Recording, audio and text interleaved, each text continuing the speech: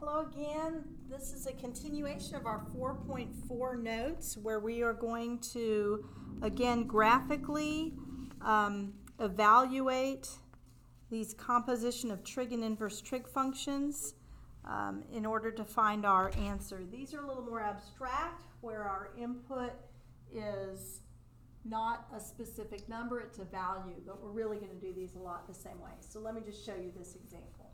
So we want to graphically evaluate y equals the sine of the inverse cosine of x. So we're going to start again on the inside. We have this inverse cosine. We know that the output for the inverse trig function is an angle, right, such that the cosine of that angle will equal x.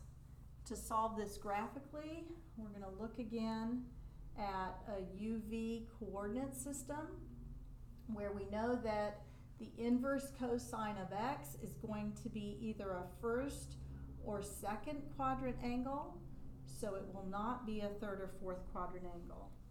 What we don't know, because we don't know what x equals, is whether our cosine is positive or negative, which means that our angle could either be in the first quadrant, so we're looking for UV and R in the first quadrant, or it could be an angle with the same reference angle, right, in the second quadrant. So we're looking for a UV there and the value of R there, right? So our angle theta, right, is either here or it is here. So, and it could be either one, we don't know. What we do know is this. We know that the cosine is found by taking u and dividing it by r. If I change this x to x over 1, then that tells me that my u must be x when my r is 1.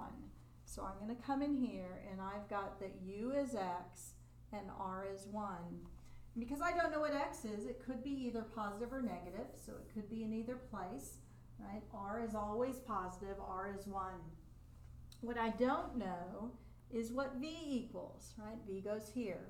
What I do know is that u squared plus v squared always equals r squared. So plugging in what I know, u is x, so I have x squared, plus v, which I don't know, right? So I'll leave that as v squared, equals r squared, r is 1. Solving for v, I get v squared would equal 1 squared, which is 1, minus x squared. Right? Taking the square root of both sides, I get v is equal to plus or minus the square root of 1 minus x squared. V is my y coordinate, and since my y coordinate in both cases would be positive, then I know that that coordinate is, I'm going to need a little more room here, right? That coordinate will be the square root of 1 minus x squared, right, no matter which quadrant we're in. So my next step is I want to find, right, from here the sine of my angle. We know that the sine is v over r, right? So my sine is v over r, so in this case that would be my square root of 1 minus x squared over my r, which is 1. Okay. Therefore, we know that the sine of the inverse cosine of x will equal the square root of 1 minus x squared, and that's the answer to my question. Okay, so same process, just a little more abstract because we have x instead of a number. We've got one, I think this is our last example here, right, where we're going to look at the composition of a function and its inverse. So we have the composition of the function and its inverse. So we want to evaluate the cosine of the inverse cosine of x. So we know that the inverse cosine of x is an angle such that the cosine of that angle will equal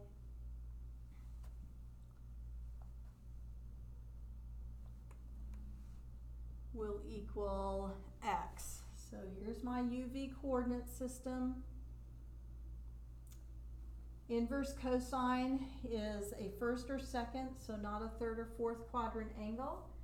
And I don't know whether x is positive or negative, so my angle could either be in the first or the fourth quadrant, where I have point here and I have r. Well, we know that the cosine is u over r, so change this x to x over 1, and u must be x when r is 1. So that gives me, right, u is x, r is 1, and if I want to find v, then I know that x squared plus v squared must equal 1 squared. That's my u squared plus v squared equals r squared. So v squared equals 1 minus x squared, and v is equal to plus or minus the square root of 1 minus x squared. Right, so this is the square root of 1 minus x squared. This is the square root of 1 minus x squared. And I now want to find the cosine of that angle. So if I find the cosine of theta, that's going to be u over r. Looks like I did work that was unnecessary. So I need u over r. I already had u is x. I already had r is 1. So my cosine of theta is just x. Is that surprising? Why is it reasonable that the cosine of the inverse cosine of x is x? Remember that this inverse cosine of x means the angle whose cosine is x.